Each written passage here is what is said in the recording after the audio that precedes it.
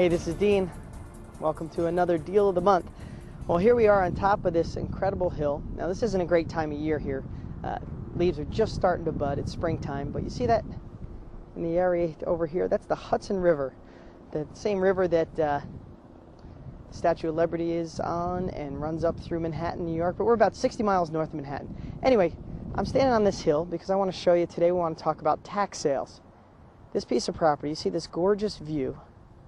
I bought this entire piece of property, 9 acres, for $7,000. I of course, handed the camera off to my friend who's filming me now on this piece of property. But today I'm here because this deal of the month, I want to talk about tax sales. You know, let me just tell you how simple it really was for me to buy this. Prior to buying this piece of property, this was my first tax sale I ever bought. You know, it's one of those things you heard, hey, can tax sales really happen? How does it work? Well, there's a whole bunch of different formats for tax sales, and you can get all that information through our courses and kits and in my books. That's why you're watching this, because you most likely already have that, to define what a tax sale is. But at the end of the day, the definition of one is not as exciting of what the benefits it can be to you. And let me just tell you the benefit. With this piece of property here, what I found out was this had gone up for taxes, and it went to an auction over and over, trying to auction off this piece of property so the county could recoup the money that was owed on the property tax on this piece of property, which ended up being years and years of taxes, and it was $40,000 or $50,000. Well, what I didn't realize at the time was they were trying to auction off the property for $40,000 or $50,000 to recoup all their money. Well, it had gone for 3 years without being paid, and the county actually foreclosed on this property and took ownership of it. Every year, every 6 months, when there was a tax auction, this property would come up for sale, no one would bid on it, and it would just go back on the books. Well, let me tell you why nobody bid on it. The reason is because this gorgeous piece of property that I showed you in the beginning, this nice 9 acres on top of a hill, didn't have a great access. In fact, it was very steep to get up here. But what I realized is, with just a little bulldozing, a little moving earth around, you could put a nice driveway here. But most people drove up, saw this property going off for taxes, looked at the steep hill, got in their car and left. I didn't. So I went to the county treasurer's office. I found out that there was 45, or, you know, again, it's been years, so I don't know the exact number, but it was around $45,000 or $50,000 due. What I realized is that I could make an offer on it. And since it had not sold in the tax sales, I offered $5,000 for this property. Now you think that's crazy. I offered 10% of what was owed.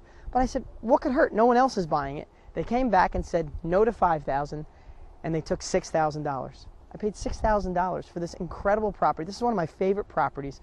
I'm not selling it. In fact, let me tell you the true story about this property. It's big enough for 2 gorgeous lots, for 2 big homes with this gorgeous Hudson River view, right? I sold the lot right behind me, and I'll show you in a minute. I'll point the camera towards it. But I sold that lot for over $100,000. And it was to someone I knew, and they got a great deal on it because it was worth much more than that.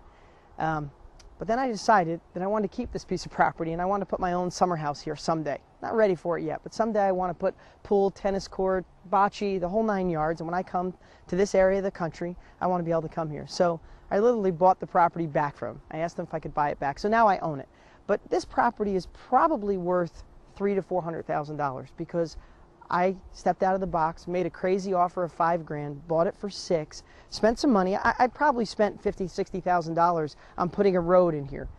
But at the end of the day, $50,000 or $60,000 to have a piece of property worth $300,000, $400,000 in a low market, more in a high market, is an incredible thing. So here's what I'd love for you to encourage you to do. If a tax sale is something you just want to see, go online, search your county treasurer's office, and find out the properties that are going off for tax sales. You can go in my tax manual. It tells you all the steps. It explains the different states on how tax liens work. You know, in some properties, you're actually buying the lien, and you get paid interest on the money because you paid the taxes off. And if it's not paid over a certain time, then you have the ability to buy the property. Here in New York, where I bought this, the county that this is in, this property, if you pay the taxes off, you have the ability to get a deed on the property. And then there's some rules and regulations. The ex-owner has a certain amount of time to pay it off, and they could get it back. But in this one, I literally bought this from the county because they already foreclosed. When I paid $6,000, I owned it. And, you know, it was an incredible thing. So I urge you, go online, Google your county treasurer's office, see if you can find the information online. If you can't, get in your car and drive to your county building, the county seat, the town building that you live in, the town court, and just say, hey, there's tax sales. Where does the list come in? You can literally print or have someone hand you a list with properties on it and says, this property, this address, This is how much owed. You can jump in your car and go look at it and see if you have the ability to buy a property for pennies on the dollar through a tax sale. I'll see you next month.